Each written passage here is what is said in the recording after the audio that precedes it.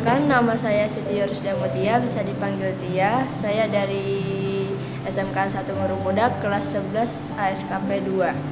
Pertama sih ada guru mengajar di kelas, memperkenalkan tentang AKB, penelitian sains gitu dari Adaro.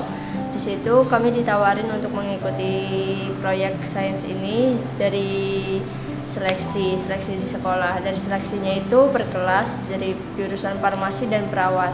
Di situ kami dicari mana yang lebih bagus dalam presentasi dan wawancara. Di situ kami dicari 6 orang, 6 pasangan yang terbagi jadi 3 kelompok. Nah, dari 3 kelompok itu kami dibagi per jurusan ini, jurusan ini. Di situ kami dibagi menjadi 2, disuruh mencari judul penelitian yang akan kami proyek di lomba Adaro ini. Jadi kami di situ disuruh mencari 10 judul penelitian, setiap orangnya 10 judul, dan di situ pun kami mencari judul yang fix dari 10 judul itu.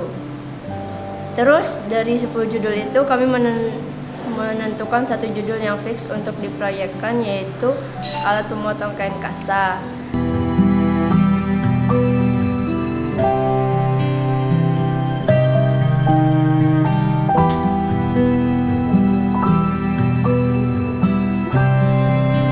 Jadi alat pemotong kain kasanya itu, ide kami yaitu pada saat pemotongan kain kasa itu hasilnya kurang rapi.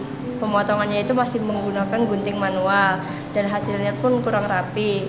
Kadang masih ada tampak serabut, miring, tidak lurus. Jadi solusinya kami itu yaitu alat pemotong kain kasa. Supaya hasilnya itu lebih cepat, pemotongannya rapi, praktis, bisa disterilisasikan di alat sterilitator.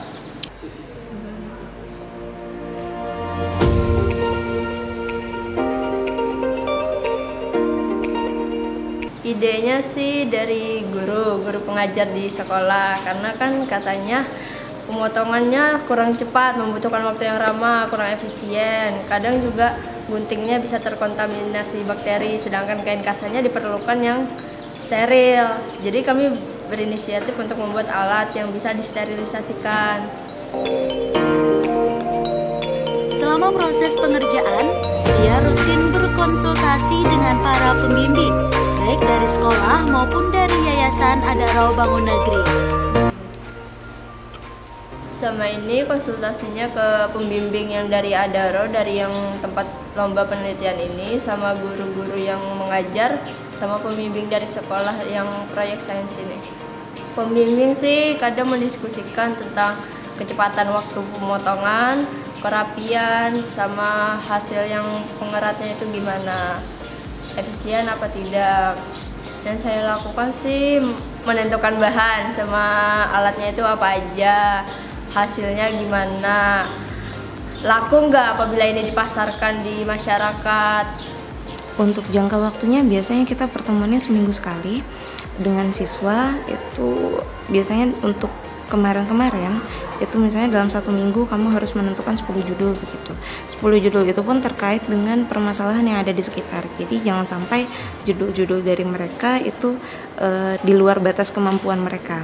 Jadi memang berdasarkan permasalahan-permasalahan yang ada di sekitar mereka, kemudian mereka diharapkan bisa mencari solusi bagi permasalahan tersebut. Itu biasanya 1 minggu kita tiap sekali pertemuan.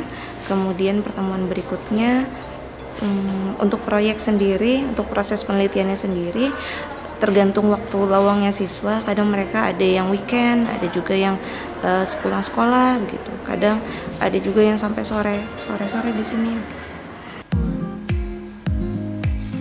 Selama proses pembuatan alat pemotong kain kasa, Tia mengaku membuatnya tidaklah mudah.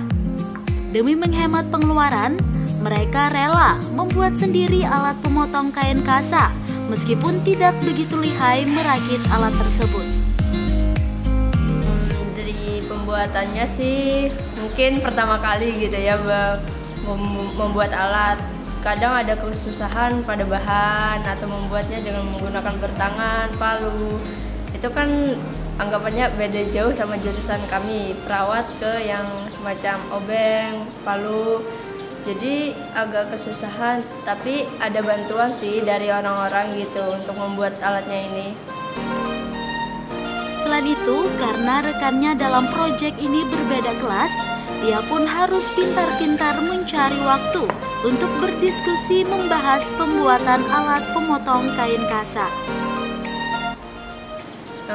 Teman satu tim saya itu beda kelas, tapi sesama jurusan keperawatan. Pada saat jam kosong itu kami berdiskusi tentang alatnya ini gimana, maunya gimana.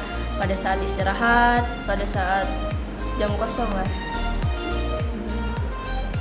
Proyek yang sudah mulai sejak bulan Maret lalu ini memang belum selesai.